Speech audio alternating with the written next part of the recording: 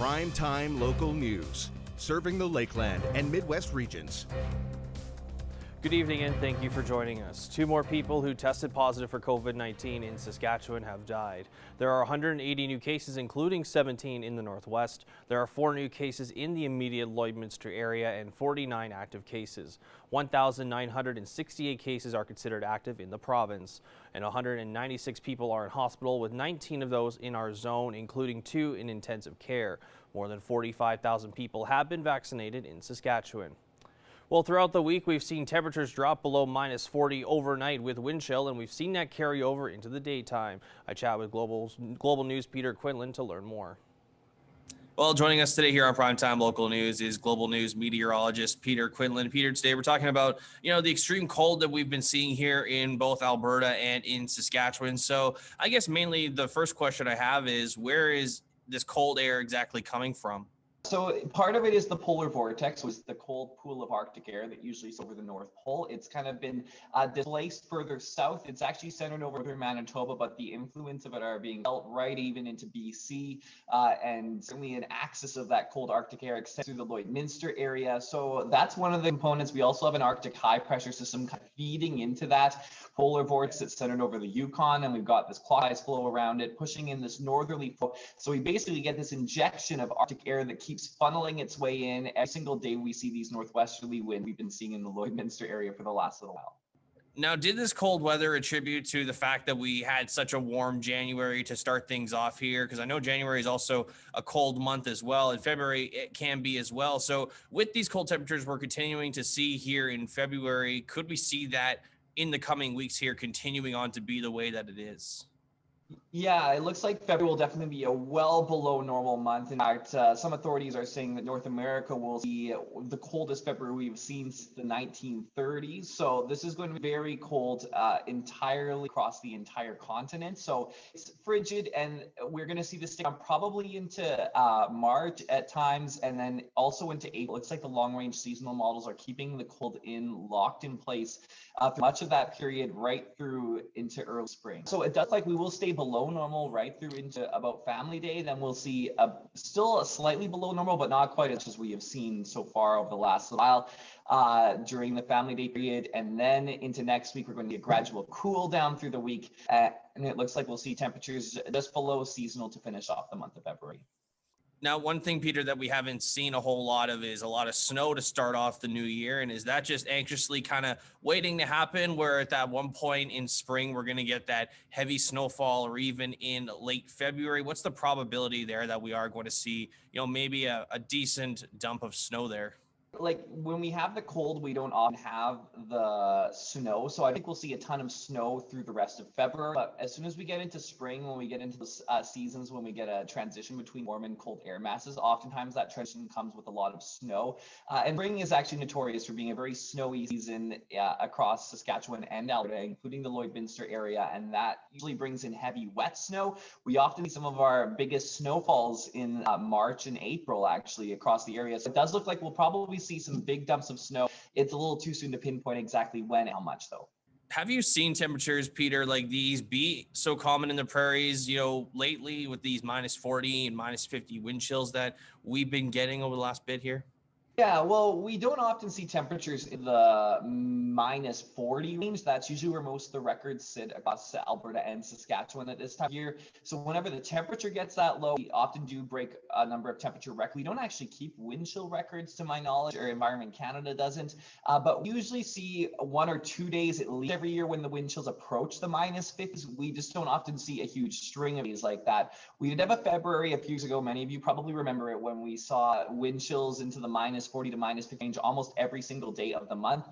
It does look like we're starting to see that setup, but we got off a little bit free for the first 2 days of February. It looks like that setup's probably in place right through into the Family Day weekend. We'll get a brief reprieve into the period right after Family Day and right around that period, but then to cool back down, likely to finish off them.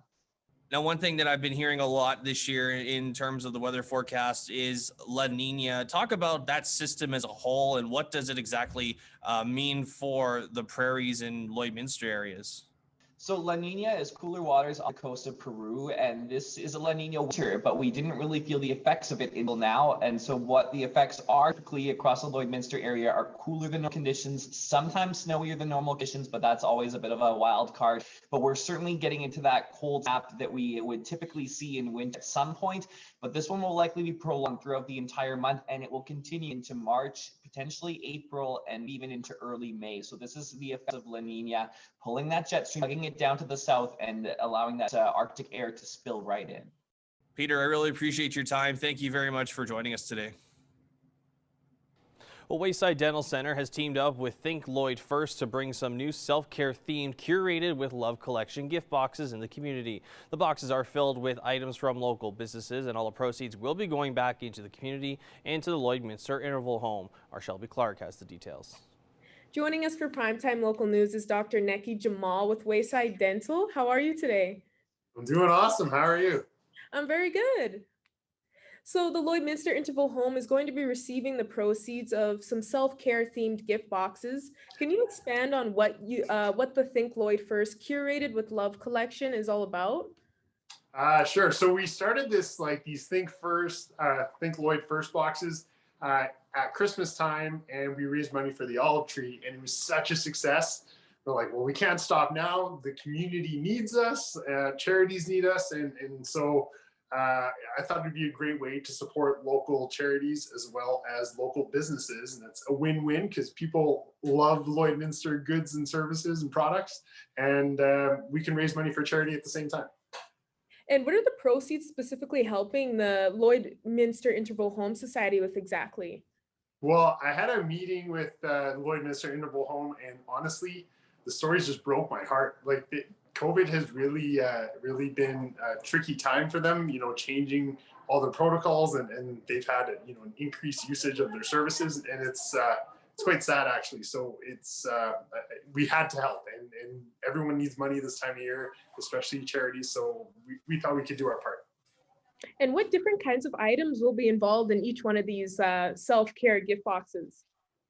So in the Think Lloyd First, the curated with love Valentine's Day collection, we have like a custom made mug from Art Soul, which made these awesome mugs. We have candy from Hey Sugar Bake Shop. Make sure you brush your teeth. We have like a hot chocolate bomb, and we have like a really cool belt. I thought it was unisex, but it's more ladies from the Hive. And yeah, just so much more, and like shower scrub from Beauty from Bees, which is a huge product, and all these things that I didn't know about. And so Patricia Brokaw from the office here, she kind of helped me put it all together, and she took charge of this one. So it's more for the ladies, but it's great. Yeah. And for people wondering, how much is it to purchase these boxes? Sure. So you can pick them up at Bricks and Shoes online. So www.bricksandshoes.com. My favorite shoe store. While you're there, go pick up a great pair of shoes. And they're $70, and they're all online. And there's a limited quantity left. I don't know how many are remaining. These boxes have really been awesome, and Lloydminster's really come behind the whole charity aspect and wanting to purchase these boxes, help local businesses, and donate the proceeds. And do you know the deadline for people that are wanting to purchase some of these gift boxes? Honestly, we just make boxes until they're sold out. We have a predetermined amount that we made, and like I said, I'm unsure if there's any left, but if there are, there's only a couple left. So if you're interested, head on to the Bricks and Shoes website and check it out. And in your opinion, why do you believe this initiative is so important to have in the community right now? I think not only COVID, but like Lloydminster Interval Home has done so much for the people of this community, and I don't like when charities you're struggling this time of year, especially right after Christmas, and donations go down. And so we thought it'd be a great idea to help support local businesses, buy all their products, put them in the boxes, and then sell the boxes, and all the proceeds go to the Interval Home. It's a win-win, and I thought, what better way to keep the spirit of Think Lloyd First alive by doing another curated box. So it's been fun. And is there anything else you want to add for residents to know about right now? We're just, we're just proud to be part of the community, and we're just so proud that people stop by or they'll call us, and they'll be happy that we're continuing to try to share the love that we want to give to everyone, and yeah, all I can say is COVID or not COVID. I know times are tough right now, but keep smiling. We'll all get through this, and let's support each other through it. Perfect. Well, thank you so much for joining me today, Dr. Necki. Yeah, thank you so much for having me. Always awesome. February is Aboriginal Storytelling Month, and in this week's Beyond the Classroom, Jasmine King takes a look at how this is being integrated into classrooms in the Lloydminster Public School Division. I'm joined here today with Sandy Chokan with E.S. Laird Middle School. Now, can you give me a little bit of background into what Aboriginal Storytelling Month is? Legends are usually told during the winter months. The reason being was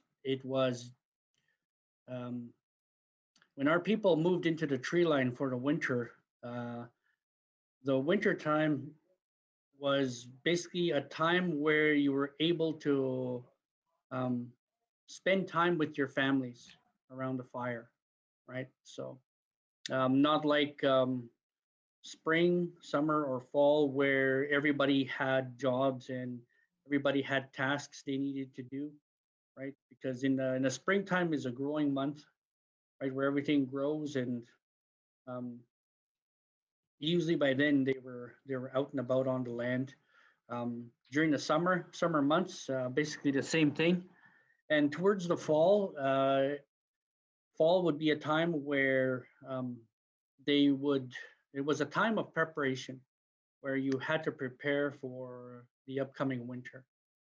So winter times was the only time that families were able to come together, and it was at these times when they came together that the elders, the teachers, the knowledge keepers would share the information and share the stories, whether it's teaching or just basically a time to entertain the little ones, right? Some people believe that you're not supposed to tell the legends until winter. Why? Because it was out of respect for the animals, right? Because the animals, it was that their time that they would hibernate. And how is this being integrated into the classroom? Um, it it falls in with the other teachings that are being brought into the system, in terms of the medicine wheel teachings and the TP teachings, where students are not necessarily, the focus is not necessarily on academics, but also the being themselves, right? Their being, I should say, where um, we also need to grow as human beings to be a good person, right? So the virtues teachings. So. And is that one of the reasons why you think it's so important to teach this to the students? Yes, I believe so, because as we grow, when we talk about the circle of courage, the first one is the spirit of belonging, right? Our children need to have that sense of belonging wherever they are, whether it's at home, whether it's in the community or at the school. The second one is mastery, spirit of mastery, where basically we're trying to find what we are good at that stage in our lives, right? So that we are able to build on it. And then the third one is the spirit of independence, where you finally mastered what you are good at, and then build on that and be able to go out into the world and be off on your own. And the last one being generosity, where a lot of the time we find our grandparents are so generous as to share many things with us, whether it's items or knowledge or teachings.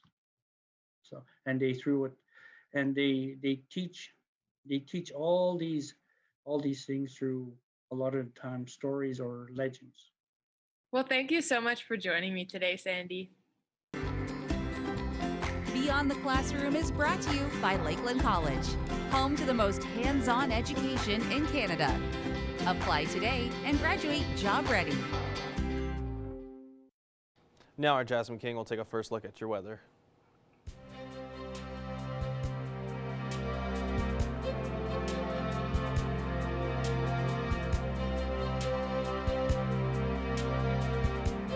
Thanks very much, Connor. Looking at our current conditions here in the border city, we are sitting at minus 28 degrees. Now we are seeing a bit of wind, which is bringing us down to minus 41 with the wind chill. So it still is feeling chilly of what we've seen across the past couple of days. Looking at right now across the Lakeland region, minus 28 and minus 27 is what we are seeing around most of the area.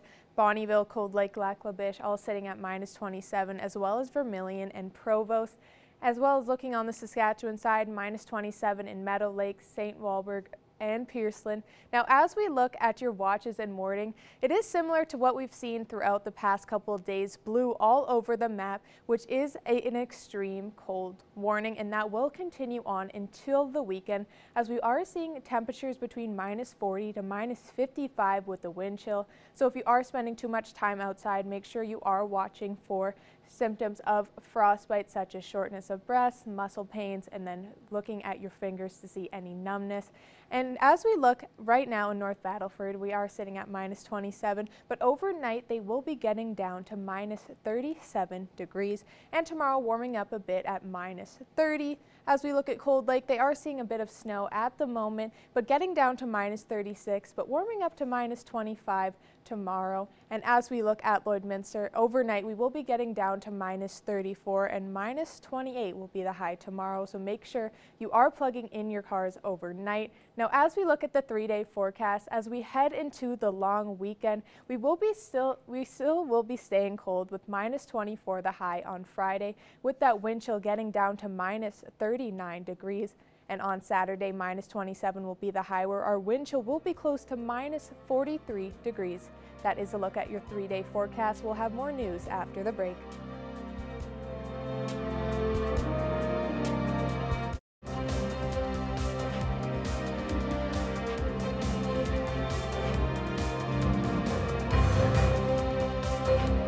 Welcome back. A local food collection initiative is looking to provide some relief for school breakfast programs. Tate Lakecraft has more. Sitting down with me currently is the unit manager for Purolator here in Lloydminster, and she's here to discuss a new food collection initiative that they're running. They're looking for granola bars, they're looking for cereal, or whatever people can spare so that they can donate to students in need. Lynette Ireland, thanks for joining me today. You're welcome. So what can you tell me about this program you guys are operating? How does it work, and how exactly did it come to be? Normally, June is what we call Tackle Hunger Month. And all through the month of June, we collect food for the food bank during Tackle Hunger Month, and we do a number of different initiatives. But one of my couriers came to me last week and she said, Lynette, I got my daughter's newsletter, and in it they're asking for contributions to the breakfast program. She said, do you think we could do something at Purolator? Do you think we could run some kind of a drive? And I said, I have no problem with that. I said, let's ask the rest of the team, get buy-in from everybody, and we'll go hard with it. So the next day we took it to the rest of the team and we said, you know, they're asking for this. We're all working. What do you guys think? And everybody said, yeah, that's a fantastic idea. And I said, okay, how do you guys want to do it? And they came up with the plan, and here we are. So in a way, you guys are kind of trying to offer some relief to these school breakfast programs that otherwise might be a little bit overwhelmed. Well, exactly. And we all either have kids in school or have had kids in school that have used or maybe not used the breakfast program. So we understand that, you know, breakfast program isn't just for people that have no breakfast at home, but sometimes it's for the kids that, you know, 7 o'clock in the morning is really early and they're not ready to eat breakfast at 7 o'clock, but maybe by 9 they're hungry. So there's a broad use for the breakfast program. And with the pandemic going on and people not having jobs, we understand times are tough out there. So we want to do what we can to help the community. And kids are important. Kids are our future. And do you have a goal of sorts in the amount of donations you're looking for, or more so you're just taking whatever people can give? whatever people can give. When we first started talking about it, we said, we'll be really happy if we get 20 boxes of cereal because that's 20 boxes more than they had last week. I can tell you, I already have way more than 20 boxes. And before we close things off, for anyone who might want to make a donation, where can they go? What can they do?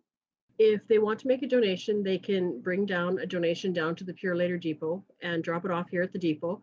Or if they have a regular Purolator pickup, they can leave it. Their drivers will pick it up. Or they can call in a pickup and say, hey, I've got a breakfast cereal pickup and my drivers will come and pick it up from you. Thanks so much, Lynette. No problem.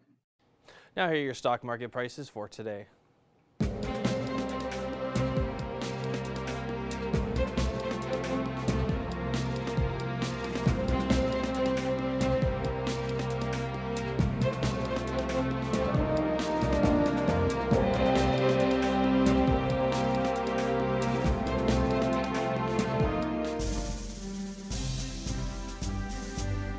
Today's oil prices are brought to you by First General Services.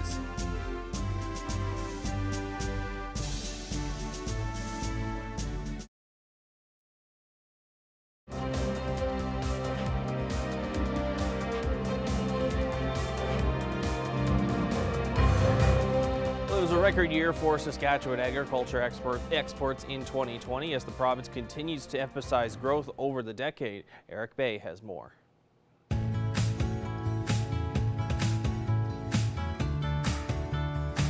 Canola, wheat, and lentils led the pack for Saskatchewan agriculture exports as the province produced $16.9 billion in ag exports in 2020. It really does speak to, though, the ability and talents and the incredible technology that goes into primary production through logistics management, through infrastructure supply chains around the world. The new high represents a 31% increase over 2019, with better weather allowing a more fruitful harvest in the province, including the Lloydminster area. The moisture didn't arrive in any big amounts during the final parts of September and early October.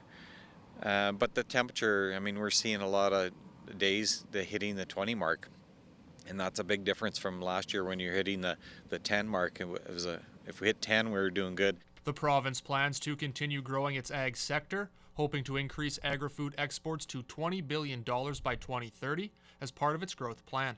We're looking at further international presence as well into markets outside of the Asia Pacific, into Europe, into the Middle East, for example, where we think there is very real and significant opportunity for further growth. Agriculture accounted for over half of Saskatchewan's exports in 2020. Eric Bay, Primetime Local News. Now here are your ag prices for today.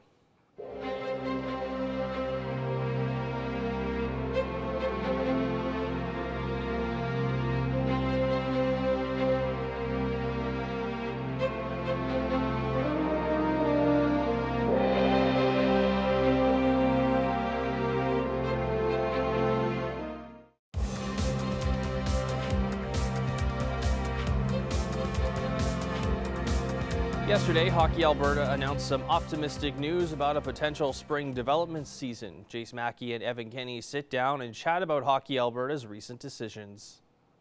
With the National Hockey League play in full swing right now, Hockey Alberta's minor hockey league season is still kind of on hold. Players aren't on the ice right now. So to talk a little bit more about what's going on, I'm joined today with our sports reporter, Evan Kenny. Evan, thanks for taking some time to talk with me today. Yeah, thanks for doing this, Jace, and excited to talk about some minor hockey here. Well, we talked before, and last time we talked, there was a date that was set by Hockey Alberta where they would come out and decide kind of what was going to happen in the path forward. Obviously, that date has passed, so what's the most recent update? So earlier this month, Hockey Alberta, as well as the government of Alberta, did announce that they were going to cancel the regular season for tiered AA and AAA hockey across the province, which is unfortunate. Then the government of Alberta actually came out with their four-step program, or their four-step timeline, rather, which then gave a little bit of optimism if you are a member of Hockey Alberta and playing hockey, as then they said that there is the potential that we could have games back or possibly a spring development season in the upcoming weeks, possibly in early March there. And it all depends based on hospitalization numbers. That's how the government of Alberta's step-by-step program works. So right now there is no hockey, but there is a little bit of optimism in some potential hockey players and families. So as you mentioned, in step one of the government of Alberta's path forward, there is an ability to stay on the ice and play hockey, but what guidelines and restrictions would be in place? Yeah, so step two would be what I mentioned, that sort of March spring development potential type of a season. But right now we are in step one that started on February 8th. And in this step, you can have a maximum of 10 people on the ice at one time. Unfortunately, it's not the best scenario. Obviously, there's a lot more than 10 people on each team, but it is what is mandatory as of right now. And that is including coaches, trainers, as well as the players. Now, what Hockey Alberta has said as a possibility, you can split ice surfaces in two and then potentially get, obviously, twice as many people on the rink there. So that's sort of where we're at right now. And then there is the potential, like I said, to go into that little bit of a spring development type season. So with players not on the ice right now, fees must have gone down, right? Yes and no. It's kind of a tricky situation here, especially, with players, teams starting the season, and then obviously having this huge pause. It is a tricky situation. So yes and no. Yes, in the sense that Hockey Alberta and Hockey Canada are reducing certain fees. Hockey Alberta is reducing their participant fee, and then Hockey Canada is reducing their assessment and insurance fees. So in total, that'll be dropping about $22.71. So not really a ton of money when you do think of hockey registration or whatnot, but it is a little bit of money there. Now people will be paying about $24 to $25 to Hockey Alberta and to Hockey Canada from their registration fees, rather than about 40 or so. It all depends based on what league you are in. So Hockey Alberta also says that they expect minor hockey associations to review their current fees, but it is not mandatory. This isn't a Hockey Alberta type of thing. It's all based on minor hockey association to association. So things like ice, the potential if you do need to travel for a bus, things like coaches, all those types of things are still up in the air, whether or not they do get reduced or not. So, Jace, long answer short, yes, there is going to be fee reductions, but how much is still totally not totally not known, rather. So we're definitely going to have to wait and see how hospitalization rates go across the province. And there's a lot more questions and answers right now. And I know a lot of people are hoping to be able to get back on the ice as soon as possible. So we'll see how things go. Evan, thank you for taking some time to update us on what's going on. Yeah, thank you, Jace. And hopefully we get some good news in the next coming weeks. And then, in the near future, possibly, hopefully we can see kids and people back on the ice. Now here's Jasmine King with another look at your weather.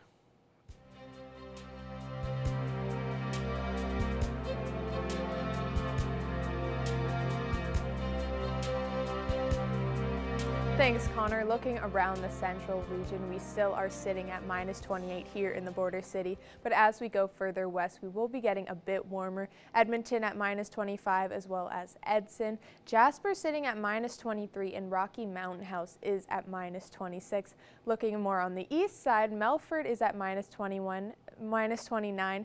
North Battleford, Saskatoon are both sitting at -28, and Meadow Lake and Prince Albert are at -27 degrees. Now, as we look further up north, Uranium City is sitting at -30, so there in the Losh and Buffalo Narrows, as well as South End, are the -30s that we do see across that northern region. Wollaston Lake is at -31.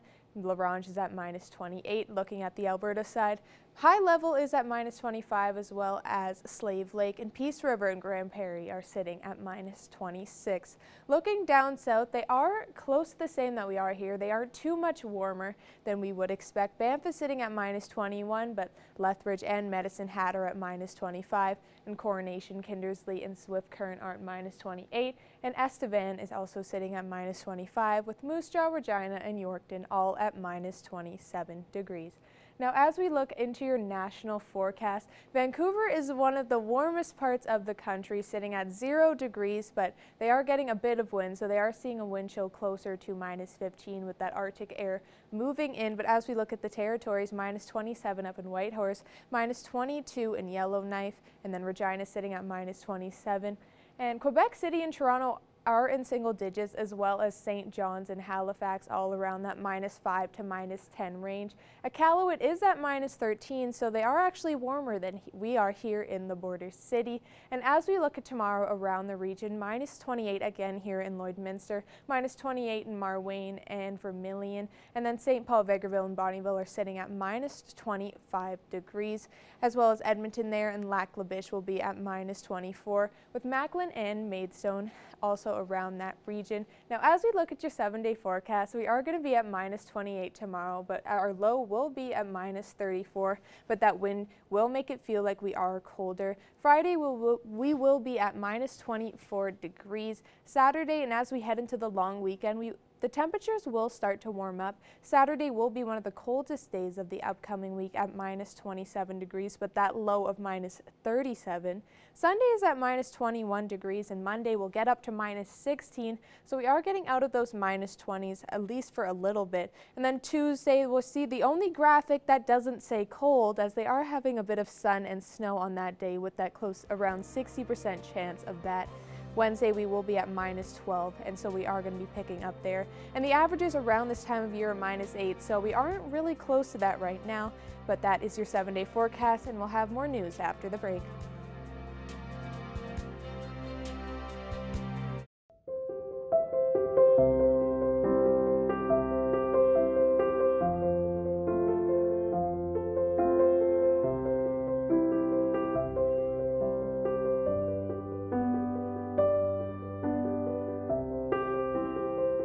Stephanie Dobson is back with us today. Stephanie is a lawyer and mediator in Lloydminster. We've been talking about issues surrounding separation and divorce now for several months. And Stephanie, today, this is an issue kind of unique to the border city, really, or one of the big things to consider when you are going through a separation or a divorce. And that is what happens when you live on either side, on the Saskatchewan side and or the Alberta side. So is there a difference in the procedure you have to go through if you live on either side of the border? You know, this topic in and of itself is probably about a half an hour worth of an interview. So we're going to try to do some summarization here because it really is a big topic. And in fact, the answer is yes, it really actually does matter whether you're on the Alberta side or on the Saskatchewan side. What I always do at the very beginning, whenever I meet with people, I always tell them, okay, I've got to put on my Saskatchewan brain or my Alberta brain, depending on where they're living. So let's just talk about divorce itself. So divorce itself is federal legislation. So it doesn't matter where you are in Canada, we use the same Divorce Act to deal with divorce related issues. So things like, you know, the actual divorce itself, spousal support, child support, and you know, parenting related issues, custody access, excuse me, those sorts of things. The treatment that the Divorce Act gets in each province can vary depending on which, you know, by the courts. So that's kind of where there's the difference. So the legislation is the same, but the underlying how the courts will treat the interpretation of the Divorce Act in each province is just slightly different. However, with division of assets and debts, that is actually provincially based. So there's a completely different regime in each province, and it's all under provincial statute. So for sure, for the division of assets and debts, the province does matter. Now, what about the scenario whether if you are living together or if you're not living together at the time? So if you're legally married by that, or if you are a common law, is that factor in as well? Mm-hmm. So yeah, now, if you're married, just like I said earlier, if you're married, of course, we're going to use that federal legislation. If you're unmarried, there is provincial legislation, which there's some differences, of course, between the Divorce Act and the provincial legislation, but for things like parenting, child support, spousal support, those things will go based on the provincial legislation if you're not married. For property division, and I always look at this one a little bit separately because it is exclusively provincial jurisdiction for the division of your assets and debts. In Alberta, interestingly, January 1st of 2020, the province of Alberta brought in legislation or changed its legislation to allow a legislated right for unmarried couples who are splitting to divide up their property using the legislation. Before, you had to go through a cumbersome court process, and now it's more through the legislation.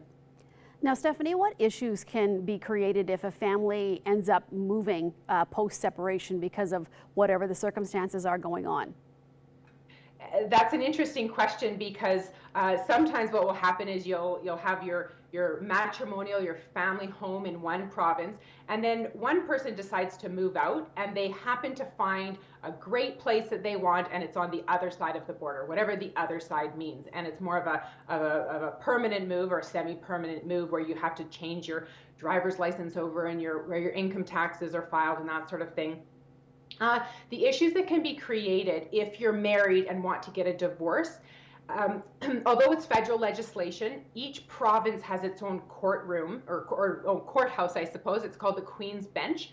And that's depending on where you're living, that's the court where you will actually file your documentation to file for divorce. And the rule is that one of the spouses has to be resident in a province for 12 months before that particular court will take jurisdiction to get you divorced. So if one person moves, it's okay as long as the other person stays put. But if both, and I've had it before a few times where both spouses will move provinces and then they can't get divorced at the 1-year mark, they have to wait a year and a half or whatever it is to get that 12 months of living in one province. When you hire somebody, if somebody is looking to get some help, whether it be preliminary or right through the divorce process, does that matter provincial boundary-wise as well? If you're hiring a lawyer, we are provincially regulated. In the border city, most of us lawyers are members of both the Law Society of Alberta and Law Society of Saskatchewan. When you get outside of Alberta, it's usual that the lawyer will only be registered in that one particular province, and so you have to be careful if you're looking for a lawyer in Vermilion, but your matter is you live in Battleford, for example. That changing the jurisdictions. A lawyer is able to take a limited number of cases in another province as long as there's certain rules around it of how much they can take and whether that province will accept a lawyer from another province. For example, I can't practice in the Northwest Territories, but I could practice in British Columbia on a very limited basis. The key, though, is to make sure that your lawyer that you choose is comfortable, even if there's rules to allow it, allow your lawyer to practice in a different jurisdiction. It's important that your lawyer feels comfortable with the provincial laws that are in the jurisdiction of where you live. All right, Stephanie, well, thank you once again, as usual, for speaking us and enlightening us on so many different issues surrounding divorce and separation. What is the best way for someone to get more information on the services you offer, as well as the Up a Notch Learning, which offers some courses that can help as well? What's the best place to go to start to get all of that information in one spot? Great. Well, thanks. I put a lot of emphasis on the learning and on education and resources around separation and divorce. So any issues around those topics that you're looking for, you can go to my e-learning community, which is upanotchlearning.com, or you can go to our law firm website, which is henkadivorce.ca. And if you're looking to get more information or to book a consultation for me as a lawyer or mediator, you could also call our office, 780-875-2234. All right, Stephanie, once again, thank you so much for talking with us today, and stay warm. Thank you. You too.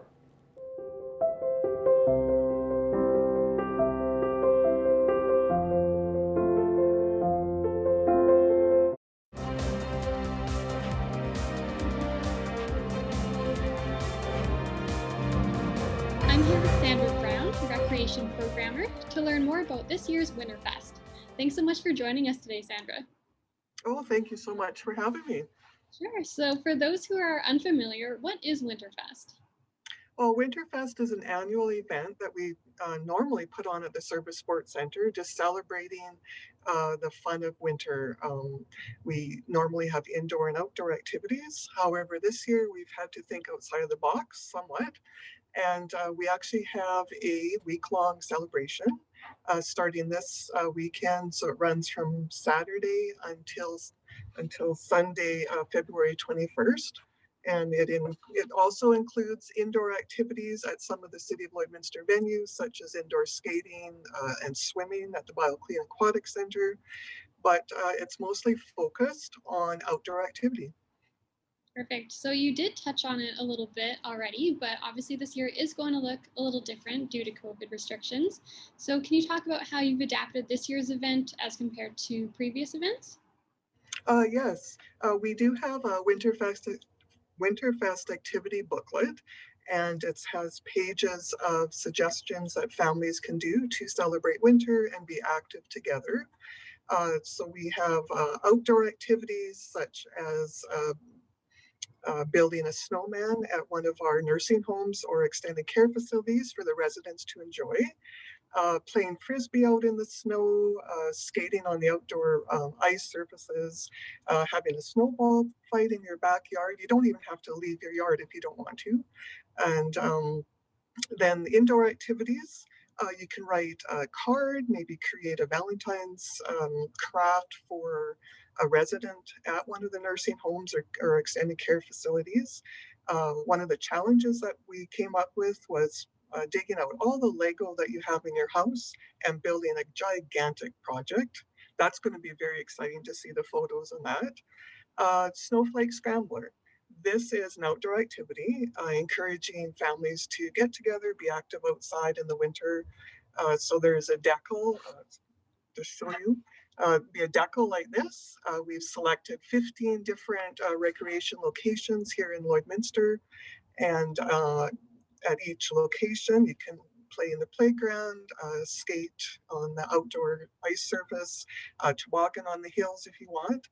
And at each location there is a letter, and you unscramble the letters to solve the riddle. Why is winter the best time of year? Awesome. And where can people go to pick up their activity booklets? The activity booklet is actually available online on the City of Lloydminster website. So if you go to lloydminster.ca/winterfest, and the booklet is right there, so you can download it on your phone and have it with you. All the addresses for the toboggan hills, outdoor ice surfaces, and of course the Snowflake Scrambler is all included in that booklet. Awesome. And how are you hoping people will respond to this version of Winterfest? It's definitely different. I hope that families will pick a couple indoor and outdoor activities each day, because it does run for 9 days. With the Snowflake Scrambler, once you've solved the riddle, you can email recreation@lloydminster.ca and enter your family name in for a draw. And we've had some wonderful sponsors that have come on board with us this year again. And they're offering some actually $100 gift packages. Awesome. Is there anything you'd like to add on the topic while we have you? Normally Winterfest is structured activities. This year is very unstructured. You can do it on your own time. Hopefully the weather will cooperate a little bit more come this weekend. And we just encourage everyone to get outside and enjoy all the outdoor activities that Lloydminster has to offer. Perfect. Well, thank you for taking the time today, Sandra. I appreciate it. Okay, thank you so much.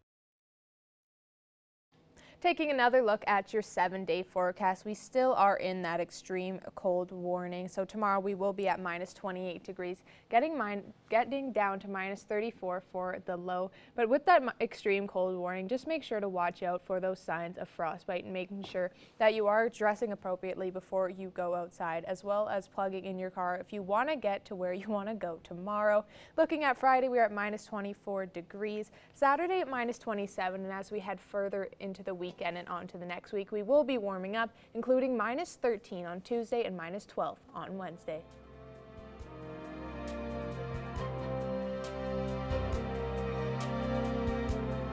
Thanks for joining us on Primetime Local News. Have a good night.